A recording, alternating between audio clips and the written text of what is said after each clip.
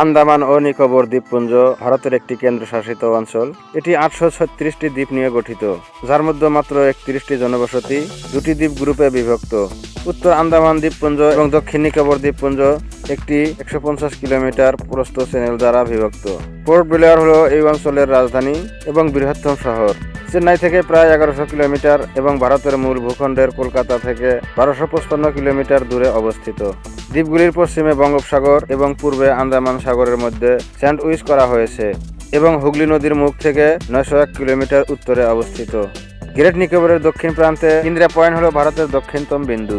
এই অঞ্চলটির দক্ষিণে প্রায় 165 কিলোমিটার, মিয়ানমার উত্তরে পূর্বে 280 কিলোমিটার এবং দক্ষিণ পূর্বে 650 কিলোমিটার অবস্থিত থাইল্যান্ডের সাথে ইন্দোনেশিয়ার সাথে সামুদ্রিক সীমানা ভাগ করে। সালের আদমশুমারি অনুসারে দ্বীপগুলি 3,80,581 জন জনসংখ্যা সহ আনুমানিক 8,249 কিলোমিটার মোট ভূমি এলাকা দখল করে। অঞ্চলটি 3 জেলায় বিভক্ত: নিকোবর, দক্ষিণ আন্দামান এবং উত্তর ও মধ্য আন্দামান, যার রাজধানী যথাক্রমে কার নিকোবর। জেনেটিক এবং সাংস্কৃতিক গবেষণায় দেখা যায় যে আদিবাসী আন্দামানিরা হয়তো 30 বছরের বেশি আগে মধ্য প্যালিওলিথিক যুগে অন্যান্য জনসংখ্যা থেকে বিচ্ছিন্ন ছিল। সভ্যতার গণতান্ত্রিকত্ব প্রমাণ 2200 বছর আগের খ্রিস্টীয় 11 শতকে 3টি তামিল রাজ্যের মধ্যে একটি চোলাস দক্ষিণ পূর্ব এশিয়ার অভিযান শুরু করার জন্য দ্বীপগুলিকে নৌঘাঁটি হিসেবে ব্যবহার করেছিল। 1755 সালে দ্বীপপুঞ্জে ডেনিসরা প্রথম ইউরোপীয়দের আগমন করে। 1868 সালে দ্বীপগুলি ব্রিটিশ রাজ্যের অংশ হয়ে ওঠে। দ্বিতীয় বিশ্বযুদ্ধের সময় দ্বীপগুলি জাপানি সাম্রাজ্যের দ্বারা আক্রমণ করে। 1947 সালে ভারতের স্বাধীনতার পর 1950 সালে ভারতের সংবিধান গৃহীত হওয়ার পর এই অঞ্চলটি একটি প্রদেশ এবং পরে একটি কেন্দ্রশাসিত অঞ্চলে পরিণত হয়। দ্বীপগুলি আন্দামান ও নিকোবর কমান্ডের হোস্ট করে, একমাত্র ভৌগোলিক কমান্ড যা ভারতীয় সশস্ত্র বাহিনীর 3টি প্রধান শাখা দ্বারা যৌথভাবে পরিচালিত হয়। সেনাবাহিনী, বিমান বাহিনী এবং নৌবাহিনী হিন্দি এবং ইংরেজি সরকারি ভাষা হলেও প্রধান কথ্য ভাষার মধ্যে রয়েছে বাংলা, তামিল এবং তেলেগু। আদিবাসীরা আন্দামানিজ বা নিকোবারিজ পরিবারের যে কোনো ভাষায় কথা বলে। হিন্দু ধর্ম হল কেন্দ্রশাসিত অঞ্চলের সংখ্যাগরিষ্ঠ ধর্ম, যেখানে উল্লেখযোগ্য খ্রিস্টান সংখ্যালঘু রয়েছে। এই দ্বীপগুলি সেন্টিলেজিসদেরও আবাসস্থল, একটি যোগাযোগহীন উপজাতি। সেলুলার জেল বা কালাপানি, হিন্দি ভাষায় একে কালাপানি ক্যাদখানা বলা হয়। ভারতের আন্দামান ও নিকোবর দ্বীপপুঞ্জে অবস্থিত একটি পুরাতন কারাগার। 1906 সালে এই কারাগারটি নির্মাণ সম্পন্ন হয়। ভারতের স্বাধীনতা সংগ্রামে অংশকারীদের বহু বিশিষ্ট আন্দোলনকারী যেমন পটকেশ্বর দত্ত, উল্লাসকর দত্ত, অবিনায়ক দামোদর সাভারকরকে এই কারাগারে বন্দী করে রাখা হয়েছিল। এখন এই দালানটি জাতীয় স্মৃতি স্মারক হিসেবে ব্যবহার হচ্ছে। আন্দামান দ্বীপপুঞ্জে একমাত্র সেলুলার জেলটি পোড়ামাটির ইটে নির্মিত। স্বাধীনতা সংগ্রামের একটি বিশেষ অংশ হয়ে উঠেছিল এই সেলুলার জেল। 1893 সালে শুরু হয়েছিল এই জেল তৈরির কাজ, তা শেষ হয়েছিল 1906 সালে।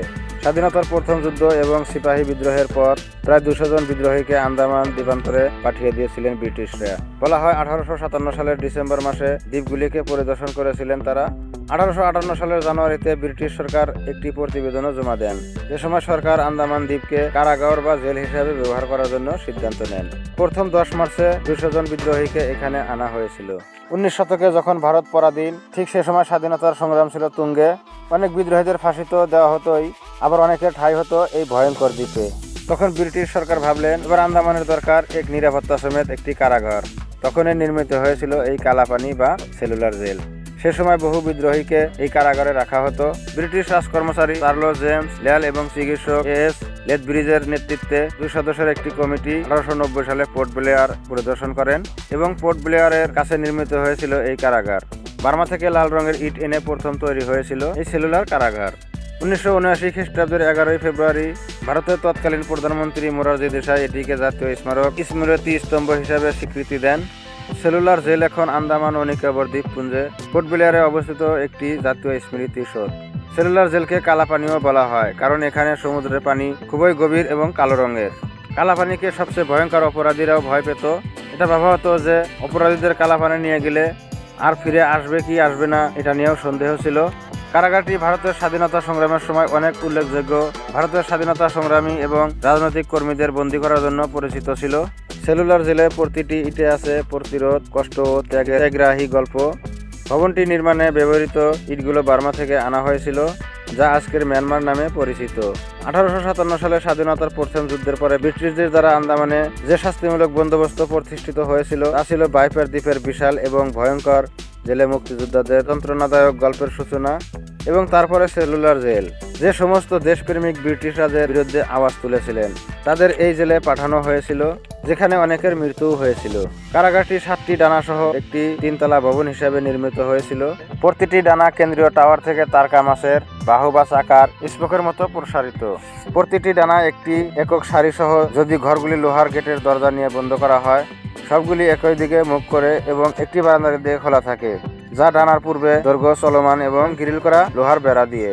কারাগারে প্রবেশ পথ ছিল। এটিতে প্রতিটি ব্যক্তির জন্য 696টি সেল রয়েছে। সেলুলার জেল নামটি তার অন্যান্য বিশিষ্ট থেকে নেওয়া হয়েছে, কারণ এটিতে শুধুমাত্র সেল নেই এবং কোনো ডরমিটরি নেই, এবং প্রতিটি কক্ষের পরিমাণ 13.5 ফুট বাই 7 ফুট এবং সামনের দিকে লোহার ঝাঁঝরি দিয়ে দরজা ছিল। এটি ছিল 3 ফুট বাই 1 ফুট। ভেন্টিলেটর দরজা থেকে প্রায় 10 ফুট উঁচু প্রতিটি কক্ষে সরবরাহ করা হয়েছিল। কারাগারের নির্মাণ এমনভাবে করা হয়েছিল যে প্রতিটি উইংয়ের সামনে অন্য উইংয়ের পিছনের দিকে মুখোমুখি হয়েছিল, যাতে কোনো বন্দী তার বন্দী অবস্থায় একে অপরকে দেখতে না পায়। জেলখানার কক্ষগুলো ছিল সারি সারি। ঘরগুলো বাইরে থেকে লোহার বোর্ড ও তালা দিয়ে বন্ধ করে দেওয়া হয়েছিল, যেন ভেতর থেকে পৌঁছানো না যায়। এই জেলখানার ভিতরে 3টি করিডোর ছিল। উপরের করিডোর, মধ্য করিডোর এবং নিম্ন করিডোর নিয়ে গঠিত।